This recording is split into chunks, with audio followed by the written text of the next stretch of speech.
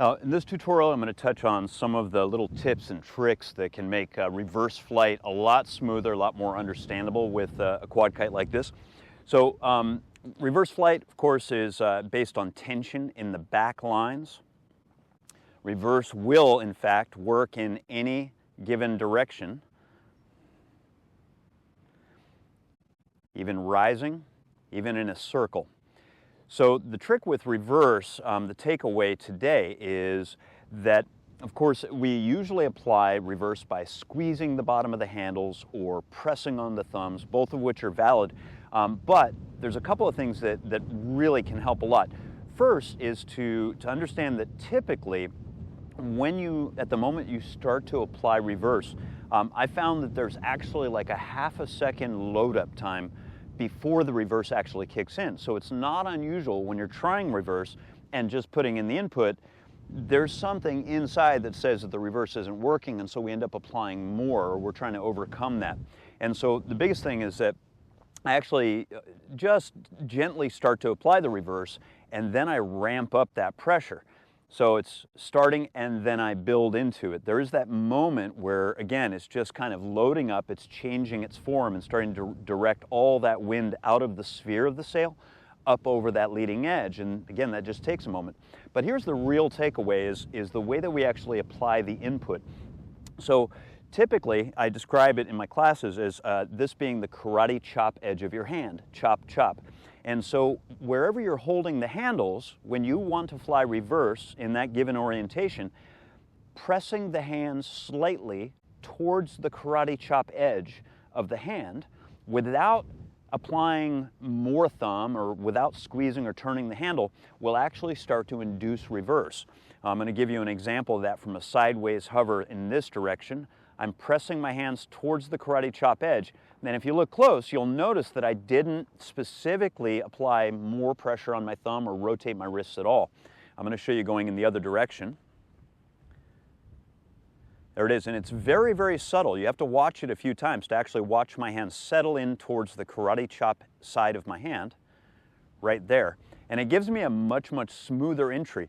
Once I have that started using that methodology, then I might go ahead and start to apply a little bit of gentle steering or something like that.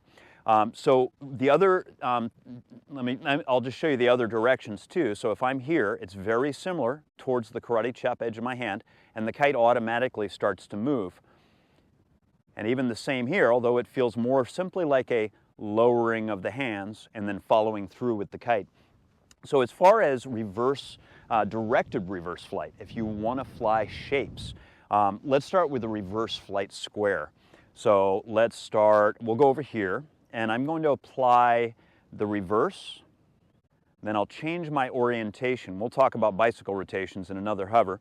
And then again, I apply pressure to the karate chop edge. I change my orientation, pressure towards the karate chop edge, change my orientation, pressure, change my orientation, and pressure. And so all of that, in my experience, gives me personally a much, much smoother entry into the reverse. Now, the trickier bit is when you want to fly curves, if you're trying to fly some sort of a reverse shape.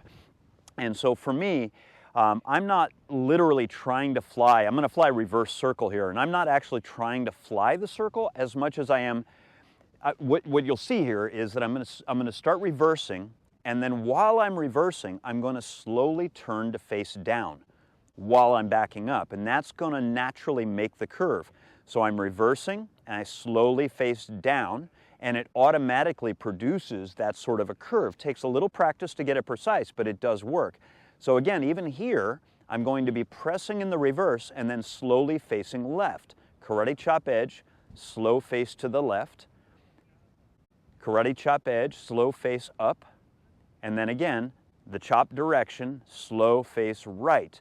And so if I was to push all that together fluidly, I'm changing the orientation of my kite 4 times, all the while applying that pressure towards the karate chop edge of my hands. There's the invert, there's the left face, there's the upright, and there's the right face. So all of that comes together to kind of give you a little bit broader sense of the reverse. Even some of the steering can be done by easing on or off those chop edges, and then using the thumb or the hand twist or wrist rotation as more fine work. So again, it's a subjective science, but I wanted to share some of those tips that have really helped me out, and we'll see you in the next one.